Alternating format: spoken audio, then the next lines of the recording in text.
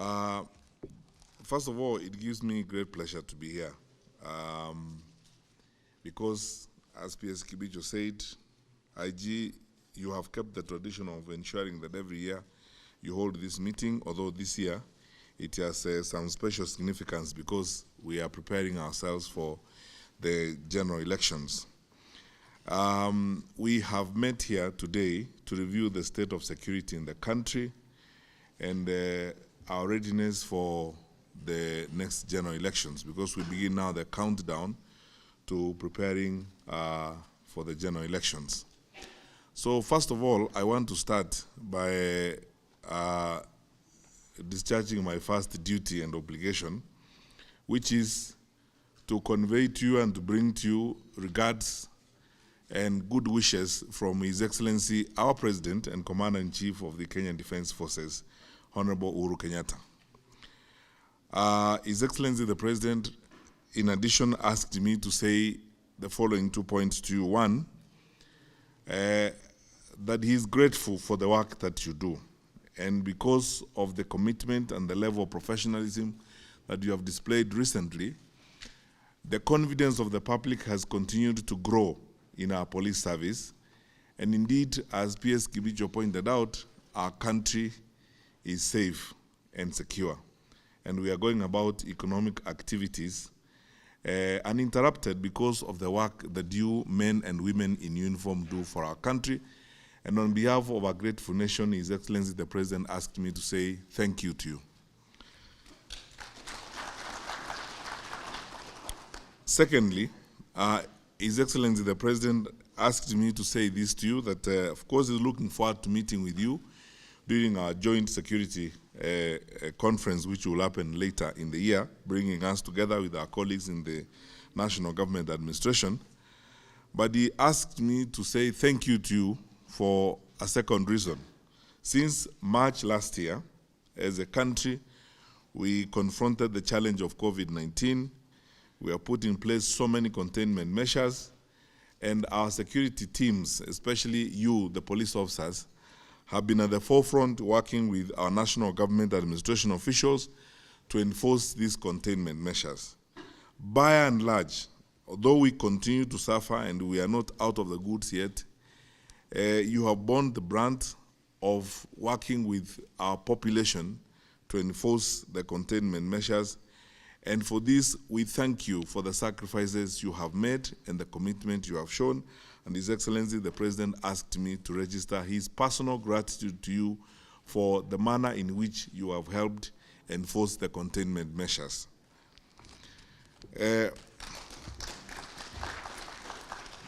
Now, having said that, let me go to my brief remarks before we start this meeting.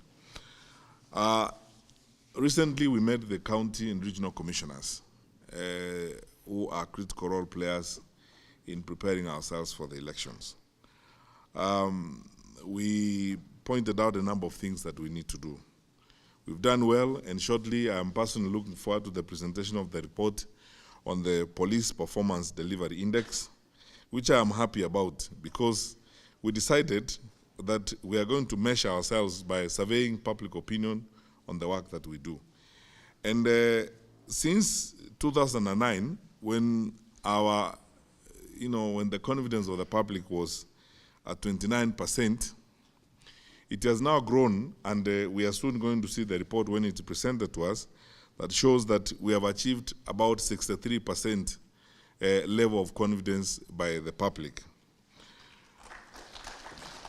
Whereas that is a remarkable improvement, I am interested in seeing an over 80% level of confidence as we go forward.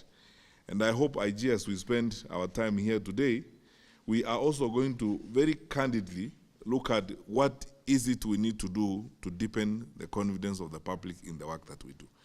Because, my friends, we work for our people. And it doesn't matter how hard we work if we are not able to secure their trust and their confidence. We should ask the question, what is that we need to do to secure the confidence of our people? And there are a number of things we can do, some of which I'll talk about briefly after these wonderful good people from the fourth estate are out. We must build the trust of our people in the police service and in the services that we give our people. And one more time again, in the next year's general elections, and as we prepare for this, we have been given an opportunity to work with our people to deepen their confidence in the work we do. So I'm going to propose several things to us as we work on this. Number one, I would like to ask you as senior police officers across the country to begin changing our approach to how we provide security to communities with a view to deepening the trust of our people. And changing the approach means we need to work more with communities. Everywhere I've gone in this country, I've often challenged senior police officers. I ask them a question: do you know the Archbishop of the Catholic Church in the diocese of your jurisdiction? Do you know the local imam? Have you met the Anglican Church bishop of your area of jurisdiction? Have you met the chair of the Traders Association in your town as the county commander? Do you know the chairperson of the Hawkers Association? Do you have their number? Do you sometimes talk to them? We cannot wait for a crisis, and we should never be known as enforcers or force users. We should also be known as people who work with and in communities to foster peace, good relations, and that is how we are going to succeed to raise the level of confidence from 63% to 80% and to 90%.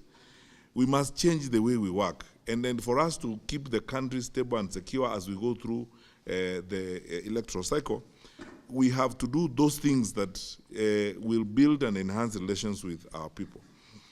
We need to look at, number two, alternative ways of ensuring that we prepare for security beforehand. Sitting down with communities and community leaders and discussing security matters with them long before things happen is fundamental.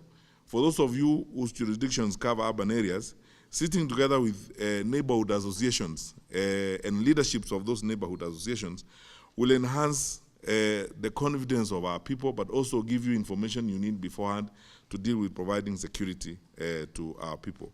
Number three, I think we need to manage our officers better. The challenge we have, and sometimes we shouldn't run away from things. When members of the public raise concerns with us, we should respond to them. You are officers here, and I have this opportunity that I want to tell you in public that where I think we have not done very well as senior officers is managing the troops, the people we have who have been entrusted to us. There are some police stations you'll go to if you are the county commander. In some places, I don't know, soon I'm going to ask the Inspector General of Police to start conducting that survey where he asks every one of their county commanders whether they have visited all their police stations in their jurisdiction and met the junior officers who work there with you, and sometimes taken time to know them and sit down with them. A lot of the officers we receive from training are young people who face challenges of one kind or the other. Recently, we have noticed some challenges that we are dealing with. My colleagues who are seated on this side of the room will bear me out, the DCI, the DIGs, and the Inspector General himself, about certain challenges related to drunkenness and poor behavior on some of our, our junior officers. I mean, why should I pretend here when you have been seeing clips doing rounds, of officers who have one or the other challenge? And this is related to personal challenges that we can resolve by knowing our officers. You should get into a Know Your Officers campaign where you know the officers who work under your command and interact with them at the personal level. Some of these young people need to be advised and need to be supported as we go along. Number four, I cannot overemphasize the issue of discipline, because this issue has affected us. And you know this, there are areas of our country where we have had certain challenges, discipline amongst officers. And you, our regional and county commanders and formation commanders, are the people we depend upon to ensure that you enforce discipline amongst our officers. When certain things happen, it's also fair to be truthful and sincere with our people. When certain things happen in certain jurisdictions, then they're very embarrassing and frustrating to all of us. They're things that we do not want to see, but they happen, and we have to face them. We have to be responsive to the public's concerns and so on. That's why I asked the Inspector General last week to send the Internal Affairs Unit team to a police station called Rioma in Kisii, where 2 people, were killed. I have seen a report from the Inspector General about what is going on there, and I want to commit to the public that we will act and take decisions in the direction that investigation is going to show us. If the officers who are involved in making mistakes, they will of course face the full force of the law, because we are here to ensure that we provide services to our people. And my colleagues, this is something we cannot gainsay. A time has come when we need to be a bit more strict in terms of how we coordinate and organize the officers that we have and ensure that they are completely disciplined in the discharge of their duties. The last 2 issues that I want to talk about are a bit worrisome to me. We had a very successful campaign 2 years ago against illicit brews. In some parts of the country, this is coming back.